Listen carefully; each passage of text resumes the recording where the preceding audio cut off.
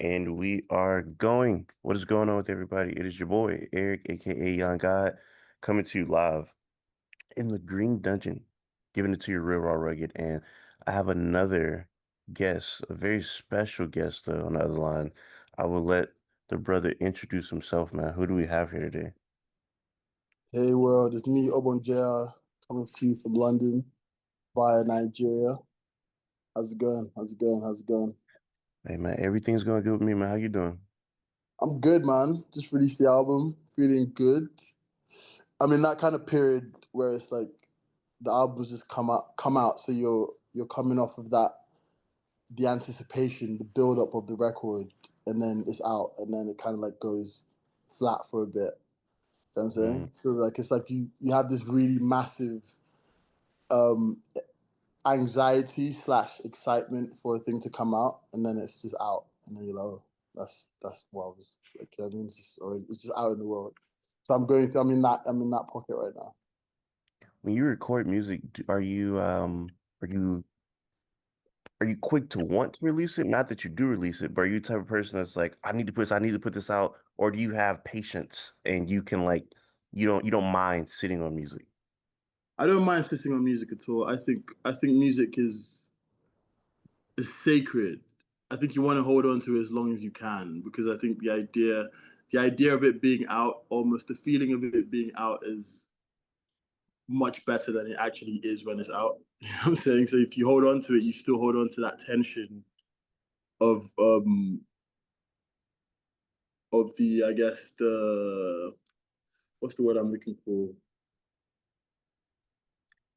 What's the word I'm looking for? Like tension, I guess. The tension of it, what's gonna happen when it comes out, how people are gonna receive it. Are you gonna be have you successfully communicated the thing that you're trying to communicate?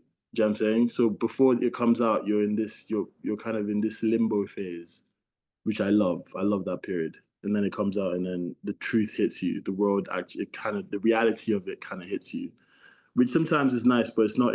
Nothing compares to that moment where you have it to yourself and it's yours, and it's the best thing in the world. You know? I need to learn that because like if I do something like if I do like a great video or video I think is good, like an interview. Let's say if I interview let's say if I interview Jesus or something, interview crazy guest, you know.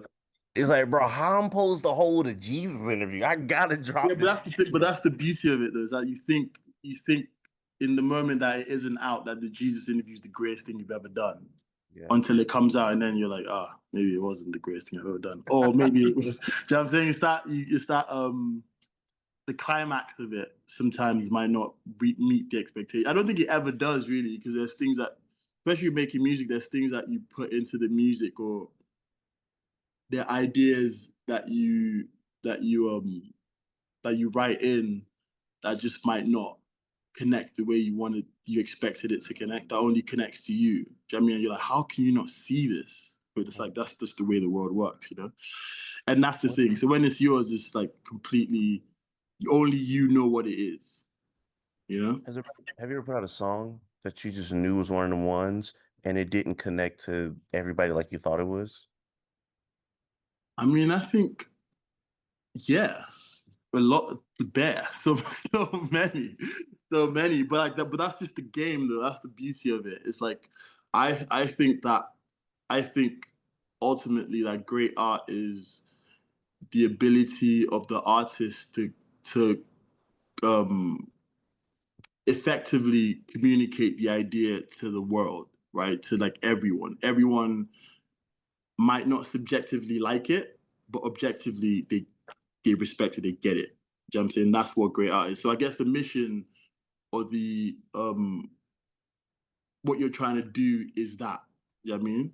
So a lot like, and that's a very hard thing to do. I mean, and you only know when it's out, and then that, whatever happens happens. But ultimately the goal is to show the world where you are, and to show the world this new portal that you found, or this new beauty. And if you fall short, you fall short, and you go again. And that's the way it goes, I think. Yeah. And I mean, you bring up art. But before we dive into the album and your music, Of course. I do want to discuss the piece behind you. The piece behind me. Oh yeah, it's by It's by a it's like a Russian 1970s Russian artist. I forget what his name is now. And I got it off of a friend who sells antiques. And I don't think he realized what it was. It's like one of those like pretty. It's a pretty great painting. And I got it for like cheap, but it's like one of my prized possessions, and I love it. I think it kind of represents me in a way. I think that's why I loved it so much because it kind of like I feel like it encompasses me as a person. I'm just always aloof in the cloud somewhere, thinking in my own mind, holding on to holding on to beauty in a cage, trying to figure out how to let it out. I guess that's the way I'd explain it. You talk about being in a cage and trying to figure out how to like put stuff into music. Do you ever struggle to express yourself in music, or is music one of the easier ways for you to express yourself? I think I never struggled to express myself in music. I think it's the it's not, but it's a different thing. It's like it's not an the work isn't expressing yourself. I don't think expressing yourself. Anyone can express themselves. It's easy. Anyone can speak their language and say how use their vocabulary to say how they feel. But the work is, does that translate to the person you're talking to? So I'm Mhm. saying if you go to a different country where they don't speak English and you're trying to communicate something, or if you're an alien that doesn't understand the human language and you come down with I guess the solution for the world, right? And you can't communicate that to the people, what have you really done? Do you know what I'm saying? So the work is you as that alien trying to figure out how you can say what you need to say in a way that the people understand. That is it. Because everyone's got ideas, everyone's got perspective, everyone's got, is creative in a certain way and sees the world in the way that they see the world. But the job begins when you start to dissect it or like break that down into ways that people that you're trying to communicate to can understand. And that could be art, like I guess like paintings or like drawings or music or design. It could be what in whatever way you deem necessary. That's why I feel like teachers are one of teaching is one of the greatest like occupations personally, because that's like to raise a generation of kids to have an understanding of how to present be in the world is like it's a gift. They're the ones who can break everything down to to to make that generation then take that further. I'm like obsessed with speeches. I'm obsessed with people speaking. So I love like accents. I love dialects. I love just the way people communicate. It's like super interesting to me because people from different regions communicate differently. Yeah. Whatever, super interesting to me. And you said like everybody can express themselves. I don't know, bro. It's a lot of niggas that don't I know. think, but that's the thing. What that's my point. It's like everyone can express themselves in their own way. Mm, But is your expression able to cut through to me? That's the question. You know mm. what I mean? So everyone understands what they're saying at any given point in time. Everyone can understand what they're trying to say. But do you understand what they're telling you? I mean, that's where the work begins. And I guess you mentioned speeches earlier. That's one of those ways where I guess great leaders and the greatest speeches that we know, the way those things have been said to us, they can be said in the political speak that no one fucking understands, or like jargon that no one else gets but the people who are into politics or of a certain class, I guess. But for a speech to reach everyone of whatever class you come from, whatever educational background, whatever creed, you know, is that speech has to be all encompassing. And that's why a lot of work goes into those things, like the language used are very thought out and are very considered. And that's why I think with music or like um yeah, with music lyrics, the melody, down to the structure is how you put that across. And if you think about storytelling across time, the reason we remember certain things and the reason certain tribes and cultures have been able to pass down stories is through music, through like certain chants or certain call and response themes or certain like hooks and things. I mean, that's the way that we remember things, and we can pass on tradition and stories and culture and history. You know, That's like what do you call it? That's what do you call the study of culture? Literally, anthropology. That's what that is. anthropology. Yeah. Anthropology is like super interesting to me. Like we talk about like passing down like culture, tradition, um, Mm-hmm. yeah, all this stuff is really, really interesting to me because you're talking about like a person may be expressing themselves, they know what they're trying to say, but nobody else know what they're trying to say. Like it's pretty Exactly. clear to them that they're saying like I'm happy, but it's like you look really mad to me, nigga. I don't know, Exactly. Yeah, you know, you're but exactly. You're not fully. You're not giving me the whole scope, or You're not breaking it down. You're not distilling what you're trying to say to a way that I can understand. You know what I mean, if you talk, say for instance, you talk to like an academic, for instance, and they're just like throwing all these massive words at you that you've never heard in your life. You're sat there like, but you have no clue what they're trying to say. Do you know what I'm saying? Like, and that's the thing I feel like with music or in art, if you do that, you're kind of like sucking yourself off. You're kind of, you're not concerned about who it reaches. You're just trying to show off what you can do, or what you can see, and like what's important to you. And I think that's fine. But people can do that if they're trying to gatekeep what they're trying to. I guess what the information is that they're trying to give out, or they're trying to only give it out to certain people. I don't necessarily agree with it, but I get it. If that's what you're going to do, that's what you're going to do. But I don't necessarily want to do that. And I guess that's why pop music gets a bad rep. Like pop music gets like a really bad rep because what it does is that it communicates to everyone. Do you know what I mean? It might sound so simple. I mean, I guess it depends on the kind of pop music. Pop music that has lasted generations. The greatest songs of all time, like Michael Jackson, David Bowie, Prince, them guys. Like the music that they've made and isn't easy or cheap. You know what I'm saying? They've made music that is very, very, very, very reputable, right? But those songs, Purple Rain, exist throughout culture. It's shifted culture. Life on Mars shifted culture. Beat It shift. Yeah, I mean, those things are things that aren't easy or like cheaply said, but they've resonated because of the way in which they communicate what they were trying to say. You know what I'm saying?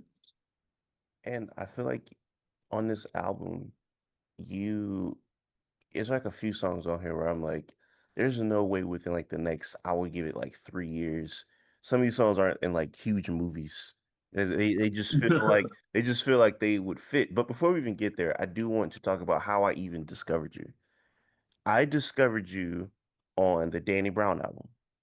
Oh So yeah, fuck yeah. listening to Danny Brown, I had no depiction of what you look like, who you was. I'm just listening.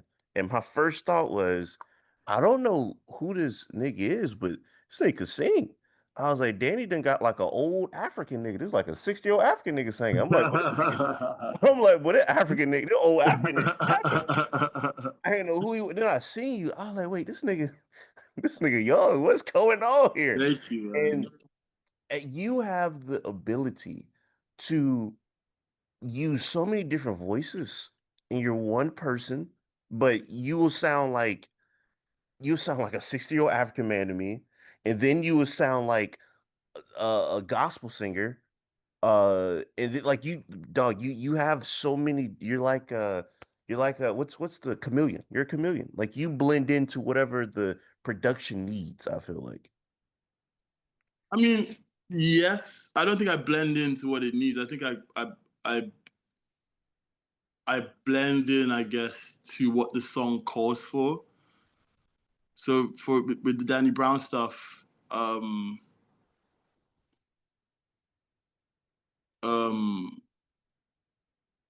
guess one of the songs where it's like it feels I'm losing my mind. That song kind of is like a dream. It's this and then I'm in a dream. So the vocal was kind of like trying to evoke that emotion of a dream or the visual of a dream. You know what I mean? Like being in a dream, it's like it's kind of disjointed and like raspy and like kind of scary, but also not unapproachable. You know what I'm saying? Mm. So like that is the way I kind of operate. So it's not like I'm not trying to fit into the music needs. It's like what am I trying to evoke? What emotion am I trying to evoke, and how do I evoke that? If you're having an argument with someone, you're not going to talk softly. So I'm saying you're trying to make it clear that you're pissed off and you're shouting, your voice gets deeper. Do you know what I mean? It's like your chest your chest punches up. And that's the way I kind of see music. If you're trying to, evoke love or I guess some kind of like infatuation with someone or something, so your voice kind of goes softer. So, you're trying to be a little bit more gentle, a little bit more smoother. And those are the things that I consider when making songs, and that's how my voice kind of changes. Because we're human beings, we're multifaceted and we're nuanced. So it would be I don't necessarily um ascribe to the fact that it has to be one tone. It can't all be one tone. And that's kind of the way I look at it personally. I think you did a good job Thank you. conveying that expression of like, because I do feel like I'm like in a trippy dream, Yeah, specifically when I listen to Belly and the Beast, like because I think Belly, it's like that's the one. That's what's called. Yeah. it's like you have like a breathy tone on that song with the I don't have skin, I just shine. You Yeah, know, exactly. Yeah. this is a dream. I'm like, bro, this Yeah. shit's crazy, bro. Like Thank you, man. you ever it's like and it's also unique because when I hear you, I don't hear the next person. It's like, oh, this is him. You have carved out a sound like that people know it's you, which I feel like is always a good thing because like it's songs where I'm like, you could take this person out and plug another person in, and it'll be just as good. Like it doesn't really matter who's on the song. Your music doesn't feel Yeah. like that. It's like, oh, you need him on this song for it to be like this. You can't just Right. put next nigga B on the song. You gotta put you on there. You know what I'm saying? Yeah, yeah, yeah. Absolutely. But that's just being that's me in it. That's who I am. And everyone has a different, it's like fingerprints. Everyone has their voice. Everyone has how they speak or they sing or whatever the case may be. And I feel like I just figured out early on that it's easier to be yourself than to try to do a thing, like to sing, properly, I guess. Because that's just long. You have to practice. You've got to like do vocal warm ups and things like that. That's long. I want to be able to do this when I'm 80 years old and not, and I want to be able to smoke cigarettes and do it, like, and not have to think too much about it. Yeah, I mean, that's the way I want to kind of do it. Cause like I don't want to wear a mask every time I have to, perform or like go into the studio. I don't need to do runs. That's just not how I'm built. That's not my thing, you know? So it's just easier for me. You know what I mean? And I think that's just better. It's like you read my mind because I was about to ask you, have you ever taken vocal lessons? No, no, no, no. I mean, I've done like, I've got, there was a time during COVID where I went on Spotify and you can search like vocal warm ups and stuff and like just to get your voice stronger. And I still, I mean, I guess I'd still do a little bit of those things today just to like, loosen up my voice to like, um, just get it to just before a show or something, I do certain hums or whatever. But it doesn't. It's not. I don't think. I don't think that it's not necessary. I don't live or die by it. You know. I asked you that because kind of what you were just saying, I was curious if like because like I said, you have such a unique style. Would vocal lessons kind of nerf it almost? Like would it like almost like Absolutely. you think so? Because I was like, does vocal lessons would they be like, you're doing it wrong, quote unquote? Exactly. Would it be Exactly. that? Okay, okay. Absolutely. I mean, it would change the way I sing. I was singing like another R&B singer or whatever it is. Like I'd sound like someone else. I just sound sweet and It takes the emotion out of it. It takes the individuality out of it. I think the uniqueness of it, which I think is for me the most important thing. You know, no one sounds like Michael Jackson. No one sounds like Prince. No one sounds like Bowie. No one sounds like Marvin Gaye. Like, you know what I'm saying? These guys, that's their tone. Do you know what I mean? And I think if you think about, if you're thinking about the greats and stuff, that's the way that they sing is so unique to them that if you hear them, no one sounds like Burna Boy. You know what I'm saying? Like, you hear a Burna Boy record, you know it's Burna Boy. You hear a Rema record, you know it's Rema. You hear, like, these are unique things. And that's why they work, I guess, because it feels like you're talking to the person and you believe it. You're not just listening to another song that sounds like another soul singer or whatever, you know?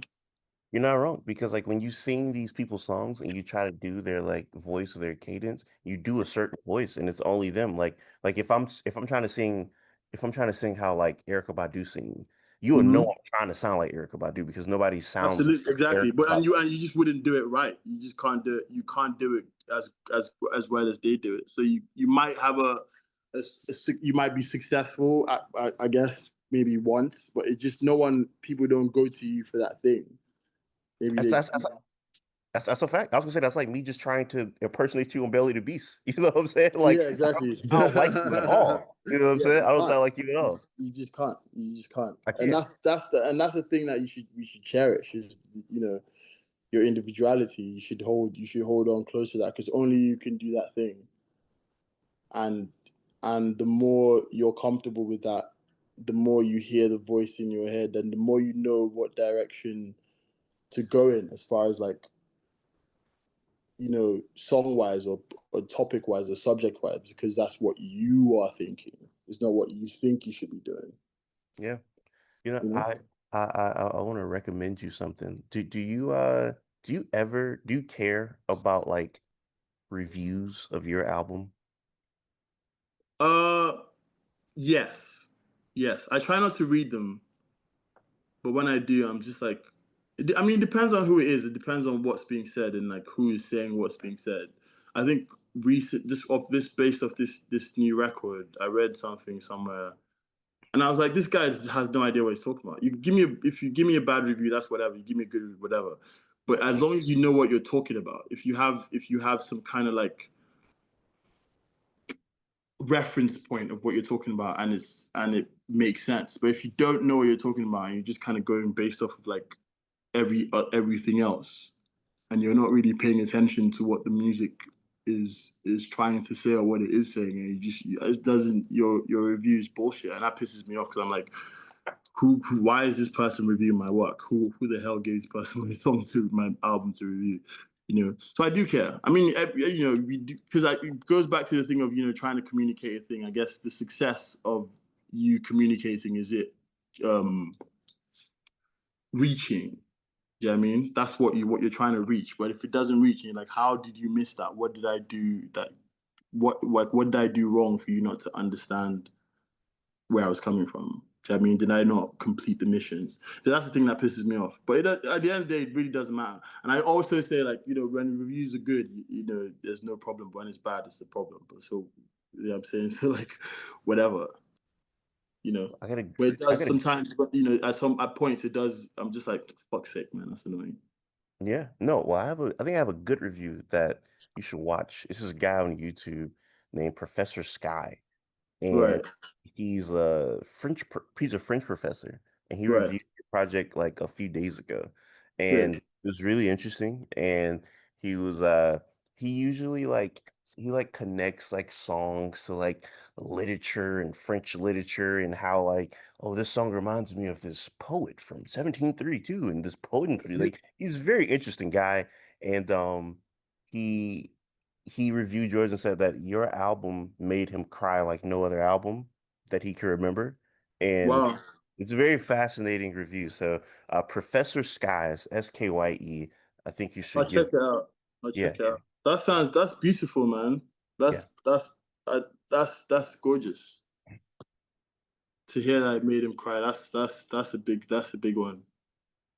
That's a big Because one. he's really big into picking up like themes of songs Mm, and albums. So he's just breaking down like things that on the album, things that he quite doesn't understand, but he Yeah. thinks that's what it means. Like he's like I said, moral of the story, I think you would enjoy it because it's a 30-minute review. So he's really putting a lot He of went in. I he love really that. put a lot of Okay. effort into this review. So I think you should give that a listen if you I'll will. give it. I'll watch it after this. I'll Yeah, definitely for sure.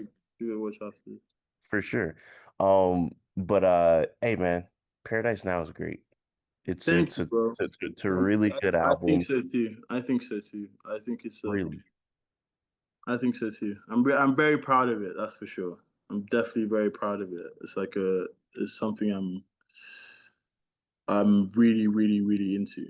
You know, I think I learned a lot making this record. Um, Even pre-making this record, I knew exactly what I was trying to do and like where I was trying to go with it. And in some ways, it feels to me like my first album, even though it's Mm, my second. It feels like it's a culmination of what Obongjayar is. I think it focuses what Obongjayar is, even though there's a lot of different, seemingly different styles going across the board, but it kind of like it's still cohesive in the sense that it's my interpretation of what my influences are, rather than me explicitly jacking from what my influences are. Do you know what I'm saying? Like, so I feel like with this one, I completely just nailed it.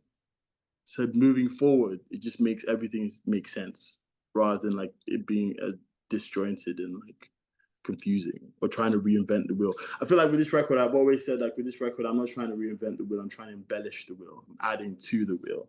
The wheel's mm. perfect. The wheel's always been perfect, and that's why we still, have music today. And we even exist as a society today is because the wheel, the thing that has got us here is it's just like a perfect um uh it's a perfect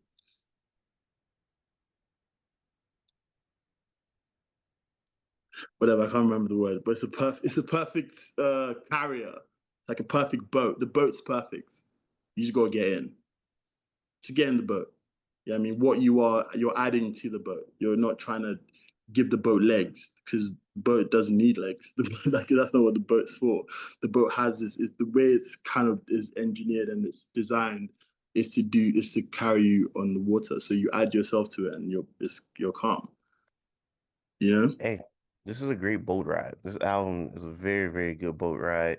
The song that's stuck in my head right now that I cannot get out is freaking boom boom boom ticka ticka ticka boom boom boom ticka ticka ticka boom boom. Do you have no clue what I'm humming? I That's have the no funny. idea what you're talking about, bro.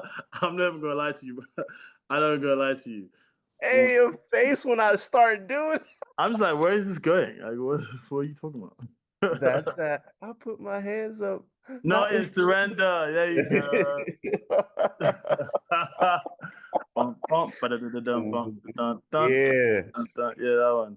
That's a fire. That banger. song is so good. It's almost like a. Thank you, man. I don't know if you would agree with this, but it's almost like because it's like how do I put this? It's almost like a gospel song, low key. Like, um, Yeah, with the hallelujahs and stuff. It's the even yeah, excluding hallelujahs, I'm gonna just take the hallelujahs out, not even including that. Like, yes, that does make it more gospely, but it's just even the message of just like not surrendering to like I don't know. It's just very uplifting, and I look at gospel music as super uplifting, and it's just yeah. like I don't know.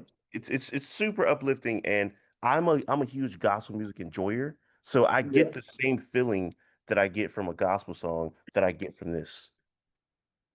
I mean, yes. I mean, I guess. I mean, you are right. I think even the reason I added the hallelujah, the song's about. To me, the song's a party song. It's like, but not partying like party in a sense of like when you let go and just let the groove take over. I put my hands up, no in surrender. I'm getting ready to fly. I'm getting ready to enjoy myself. You know what I mean? I'm superhuman, supernova. I burn the candle both sides. So you work hard, you play hard. You surrender to the groove. Hallelujah for the rest of our lives. You want to feel hallelujah, almost like rejoice. You Yeah. want to you want to be in this state of I guess praise and like um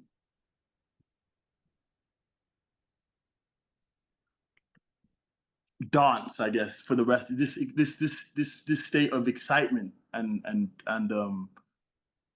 glory for the rest of your life. It's not possible. It's not, you can't stay there forever, but that's where you want. When imagine like when you're on a night out with your friends and stuff, and you're like, I wish this could just be how it is forever. Mm, That's the sentiment behind the song. You keep me up all night. You don't want the night to stop. It's like a continuous. You want it to be continuous. And that was so I guess that is, in a sense, it's almost like a sense of heaven. The idea of what heaven is this constant state of peace and like enjoyment and freedom, I guess. That's what the song was kind of channeling. That was the emotion I was trying to evoke with that one. It's like, what does that feeling feel like when you're in it? yeah. I can hear that. I mean, it's you say about the party, it also, even though even though I just compared it to gospel, it does sound like I'm off like cocaine and acid in a Yeah. rainforest with an Hell yeah. afro. Hell yeah. That's what that makes me feel like. I don't know why that, but it makes me feel like I'm on cocaine acid in a rainforest with an afro on. I mean, And listen to the fucking bass line, bro. It's like this is like this is like you're in like Studio 54 or something, just wilding out with Michael and them guys. you know, That was the feeling. So I get why you'd feel that, and I'm glad it translates. that's what it sounds like. And I mean, it doesn't help that I've been listening to a lot of Slide and Family Stone, and Hell yeah, man. Rest his soul. Rest his yeah, soul. yeah, Rest rest his in soul. peace. And this song, if he would have made it, it wouldn't surprise me. Like this, it reminds me of something that they would have made back in the day. So Oh, of course. yeah, Absolutely. Of course. Of super, course. super good song. Thank you. And then insane or not insane, Instant Animal is It's insane. phenomenal, man. Thank you, bro. That feels like I'm. This is gonna sound weird. It feels like I'm acid tripping with computers. I don't know how to explain that. That's what it just sounds like. Interesting. That's another dream. I mean, I guess that makes sense because that's another dream one. It's like Hmm. the idea of, I mean, so Instant Animal, that was meant to be the name of the album. That was the direction I was gonna go. Um, that was the direction I was gonna go in for the album. You know what I mean? Because I was really angry. There was something I was really pissed off at the time. I guess more so just about the state of where I was as an artist and like what was next, the idea of what was next. So is there any next? And like I was feeling like my back was against the wall and I had to like it's either you fight or you die, you survive or you die. You disappear into oblivion, and it's just around the time, like Adore You was out, Point and Kill was out, and they were doing crazy. And I was just like, I had this feeling of like, oh wow, like these two things feel bigger than me as myself as an artist, as an individual artist, because I guess they're more aligned with other people's things. So I felt like, okay, is this gonna overshadow who I am am I gonna be the guy that is on these records, or am I gonna be my own thing? So I was kind of in that kind of mindset. So the album was gonna be and go in that direction. It's kind of like, okay, fuck it, I'm just gonna go for it and like see where that lands me. But as time kind of went on, I guess the mentality changed because I was just feeling a little bit lonely. I think I was feeling really lost at that point in time. And then I started doing these parties that I started called Paradise Now, where I play the music that was being made in the studio unfinished just to my community and like my friends and have my friends come down and perform. And I guess the success of those parties kind of made me realize that, bro, what are you worried about? You're not. There's a community here of people that really fuck with your stuff, and like there's this beautiful thing going on. That isn't the whole world, but it is a world.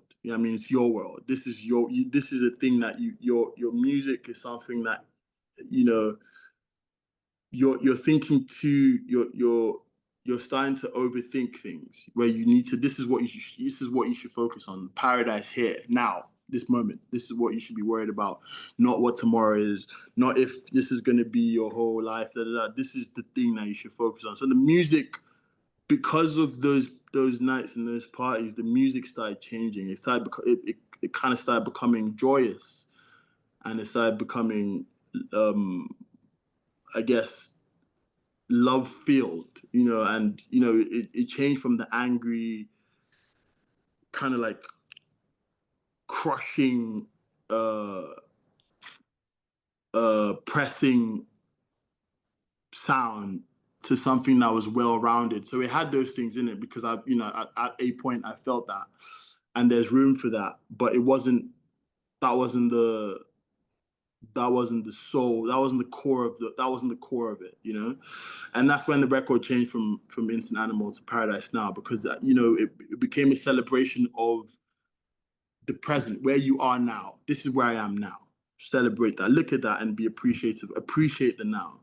Paradise is in now. Paradise isn't the thing that is coming tomorrow or the next day or but whatever. It's now. It's here.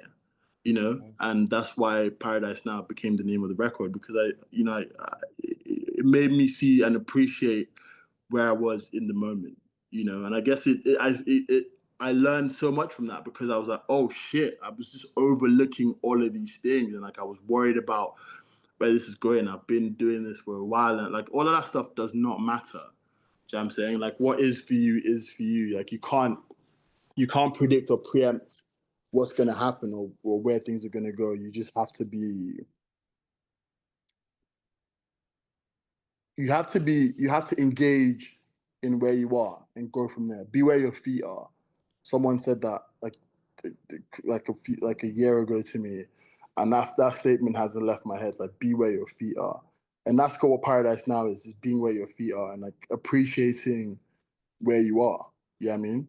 And if circumstances change, whatever the fuck, it doesn't matter. Just be here and enjoy here. You know?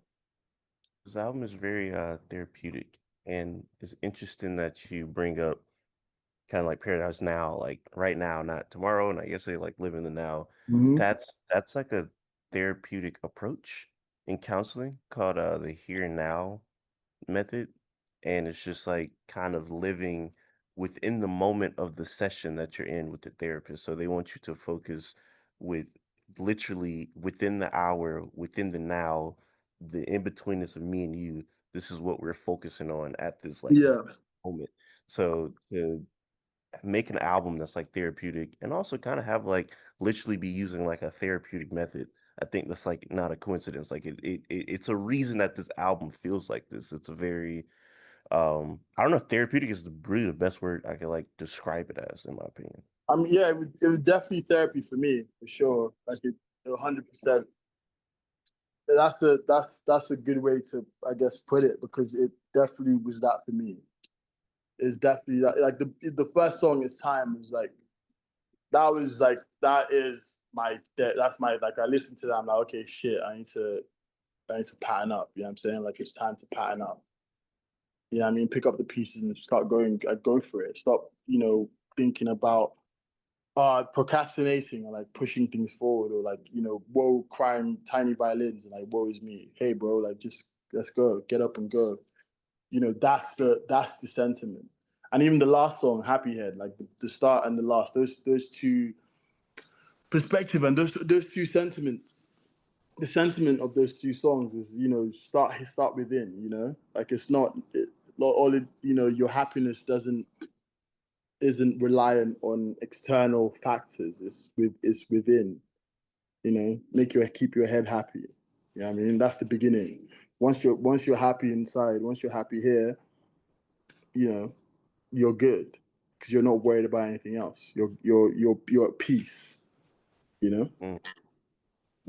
I was gonna ask you a question about something regarding this album on Apple Music, but it changed. I just checked and it's not the same anymore. You know what I'm talking about?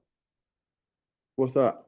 This album was listed as rock on Apple Music. Oh yeah, I saw that. but now it's listed as alternative. So I was going to ask you, I was going to say, was this you listing this as rock, or was that Apple Music doing that? And I have now no I see. idea. I have no. I have all that stuff. I don't know. I was kind of into it when I saw the rock thing. I was like, that's kind of cool. So was that a label? That was that label? Was that you that made him change it to alternative now, No, or? I didn't. I didn't. I had no idea it changed. I Yeah, did. yeah. I just looked in now it's alternative. So I was curious of because I don't I think mean, I any. love that. I think Yeah. I love that it's so difficult. It's so it's kind of difficult to pinpoint what it is my thing is. Mm, I mean, without I feel like I feel a lot more comfortable with the idea that I'm starting a thing. And I call it, years ago I did an interview and they're like, what would you call your thing? And I jokingly said post-afro. And someone, a journalist reminded me the other day that I said that. And I was like, do you know what? Actually, yeah, I'm actually, because I didn't really feel comfortable with, trying to be, oh yeah, I'm starting this new genre thing. Not that that's the case, but I feel like if I was going to classify the music I make as anything, it would be that post-afro. Because I mean, I'm Nigerian and my background is, I guess, my culture is my rhythm. The rhythm in my blood is Afro. That's what it is. But post-Afro because of the new influences that I've garnered from, I guess, living in the UK, but the music that I like now, the things I'm into, and how I've been able to move, or I guess direct this newfound appreciation for other music and mix that with the thing that is resonates in my blood. You know what I'm saying? Because that's me. I'm not just one thing. My influences are me. Plus, you know what I'm saying? So that is why I say what I do is post Afro, and it's not like and not like I am copying any set genre. It's I feel like my sound is my representation of how I would interpret the influences that I do have, be it rock and roll, punk, funk, soul, R&B, whatever it is. It's my interpretation of those things rather than me trying to do those things, deliberately do those things. And I feel like if I deliberately did those things on an album, it wouldn't feel cohesive because one song will be R&B, the next song will be hip hop, the next song will be this. But you can't necessarily say that for this record or any record I've made at all because it doesn't feel like it's a direct rip of those things. It's just like it's those things seen through my eyes. You know what I'm mm. saying? Because I don't think I can make a rock song. I'm not because that's not me. I'm not of that elk. I'm not. That's not my. I didn't grow up on it. I just like rock. You know what I mean? So what I feel rock is to me is what I would make. You know what I'm saying? And that's why I'm yeah. So now I'm a lot more comfortable recording what I do post Afro. It just makes sense. If you're gonna coin it in any way, I think that would be the way to coin it. Are there other people that you would put in that genre? Um, I no no I don't know. I don't know. I don't know. I guess time will tell. Cause I can't really tell people. I don't know. I have no idea. It's like it's literally this is what I do and this is what I'm aware of right now. Um, and people have their own.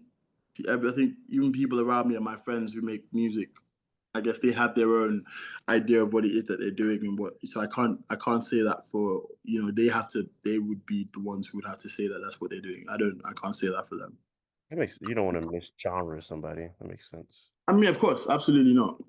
But also, I'm not convinced that that's what anyone's doing right now. I think I'm pretty solo in this endeavor at this Hey, point in time.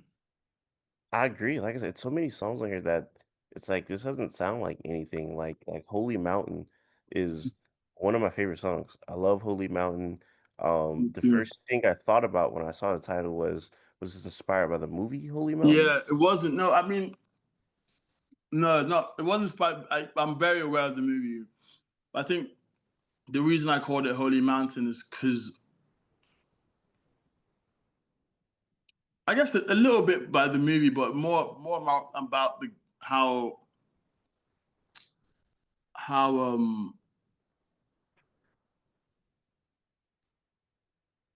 how fucking the movie is, how freaky the movie is. You know what I mean? It's just kind of like psychedelic, surreal experience, you know?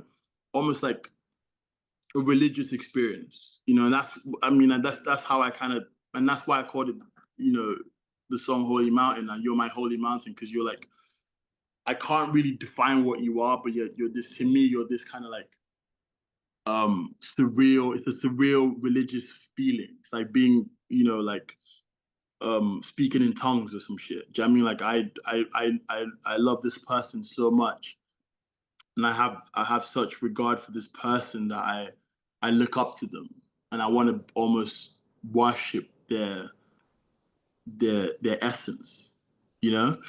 And that was why it's called Holy Mountain. Not necessarily, it wasn't directed. I don't even really know what the film's about. To be fair, I don't think anyone really knows what the film's about.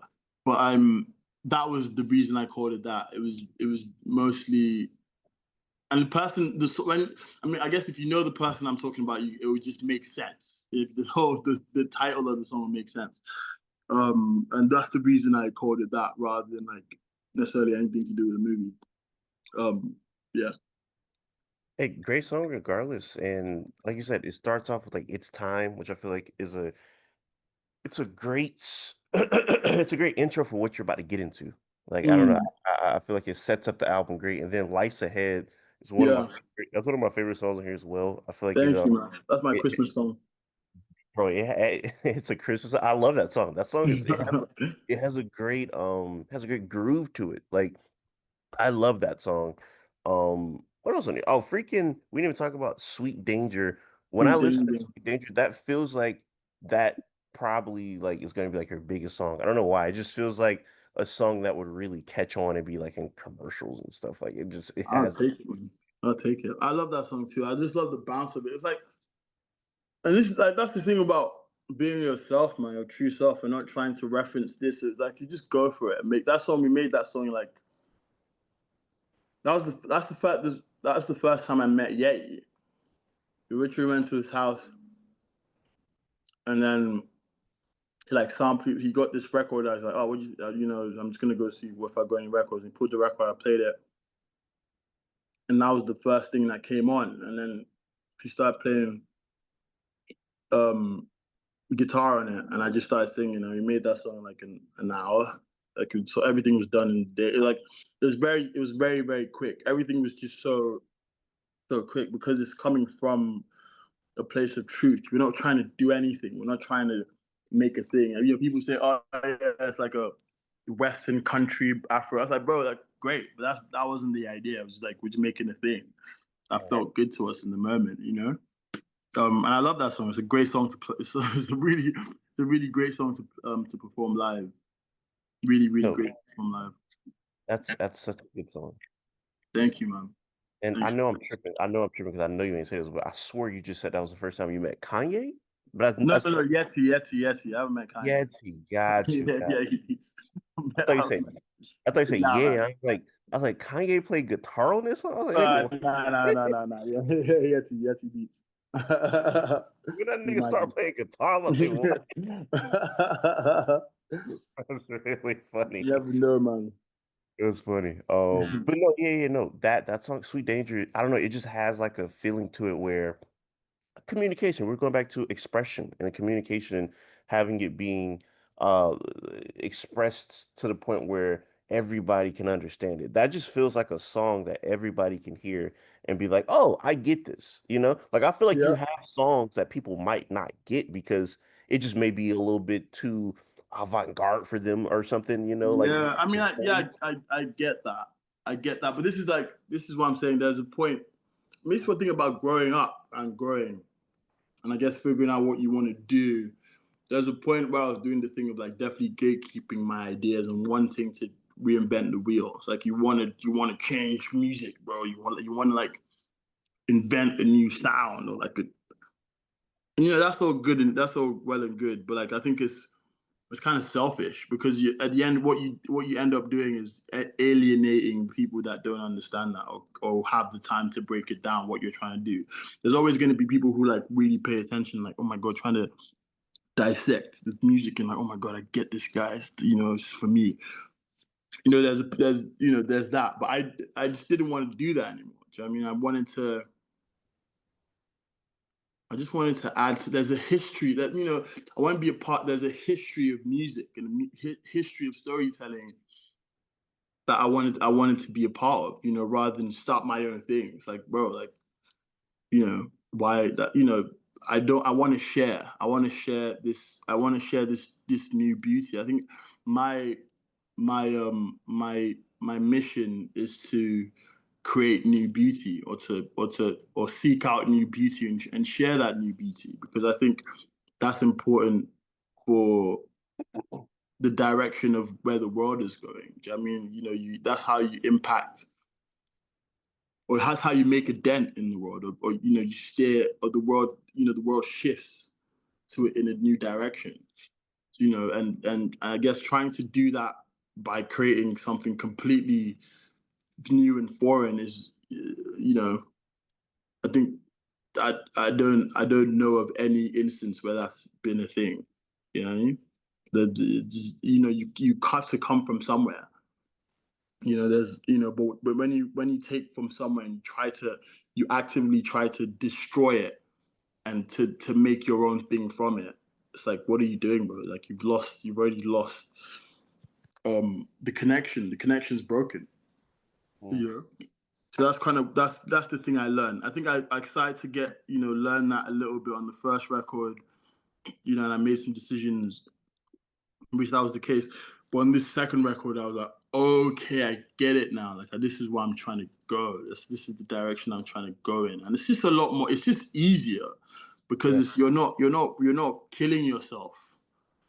You're not killing yourself. You're using what you know and you're adding yourself to it. You're not copying what you know because copying what you know, you're just stagnant. You're staying in one place, but you're adding yourself to it, which keeps it going. So you're adding momentum to a thing, and by putting yourself into it, I and think it's that's what I wanted to do. I think it's interesting that you say that like you were once doing that, but now you're like you've changed your philosophy of just like music of how you're doing it. Because in my opinion, I would say that this is your most easiest album to get into. If like somebody who's never heard of you, I would say Yeah, like try this album out because these are the songs that I feel like would appeal to the most people just as a body of work. Because I yeah, could just see other people just like not understanding certain songs of yours, just being like, okay, this might not be for me. This is the album. If it's like if you don't like this, you probably don't like you probably just won't like his music in general. You know what I'm saying? This is a yeah, very accessible yeah, album to get into, but I don't feel like you lost any musicality with that. Like yeah. some people made Hold on, like dumb. give me 2 seconds. I need to. Someone's at my door. Just give me two Yeah. seconds. What was I saying? Yeah, just saying that like when some people make an album that might be like one of their most accessible albums, it's usually not as good as their previous bodies of work. But I feel like this album has some of your best songs on it. Like I mean, I not, agree. you I know? agree. I mean, because I didn't change the core of it. The core doesn't change. It's just like an understanding of how to, I guess, communicate what you're trying to say. I mean, it's back to communication. It's like how do you effectively uh, translate what your perspective is or your idea is to people. You know what I mean? So the core, I joke with my friends that I call it the Trojan horse album because it's like you can listen to it out and not necessarily care for what's being said. You might like a song like Sweet Danger and Shazam Sweet Danger and take it home and then play a bunch of times. But then when you finally understand what the song's saying and where it's coming from, it's like it's a lot deeper than the surface movement of it, groove of it.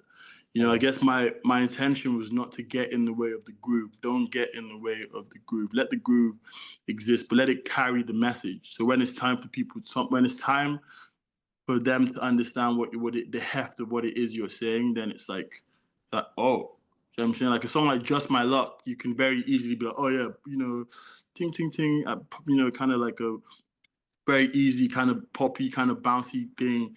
But when you actually pay attention to what the song's saying, you're like, oh my, this is actually quite a dark song. It's not like a, yeah, I mean, there's a lot of, I guess, an insecurity in this song. There's, like, just my luck. I didn't get what I wanted, but it was just what I need. There's a reckoning, and so there's all of these messaging exists within the music, but the album doesn't shout at you. It doesn't talk at you. It talks to you, and that's what Mm. I wanted to do. So as much as accessible as the record may be, it doesn't do that at the expense of the heart of its core. Those things still exist. No, I agree. I feel like if anybody's watching this and they have not heard this album, please go listen to Paradise Now. And there's no way you don't come around to liking something on here. It's just too much, too many different sounds and too many good songs on here. Um, Thank you, man. Thank you. I really appreciate that. That's a really nice thing to say. Thank you. no, for sure. I appreciate you coming through. If there's any last words you have for the people watching, actually, scratch that. I lied. I actually got another question for you that I meant to ask you Please keep earlier. going. I'm really enjoying our conversation. Keep it No, going. for sure, for sure. I appreciate that. Was very nice of you to say. I wanted to ask you how did you and Danny Brown even connect? um, it was through Paul White, because Paul White, who's been his longtime collaborator production wise, I was working with Paul White on. We worked on a few songs. I think he produced this song of mine called Jason Hart years and years ago, and this was like the first. Jason Hart, I think, was one of the first songs where I was trying to do this thing that I'm doing now, but just really still kind of grappling with the idea of cool. I think I think the idea of cool gets in the way. It's like, and then now I realize that you don't try to be cool, you just are. By being, you are cool. That is cool. Being is cool. When you try to be cool, it's not cool because you're putting yourself in a box. You're Mm, boxing yourself into what you think is cool. I mean, and with emphasis on what you think is cool doesn't make it cool. It's your idea of what it is.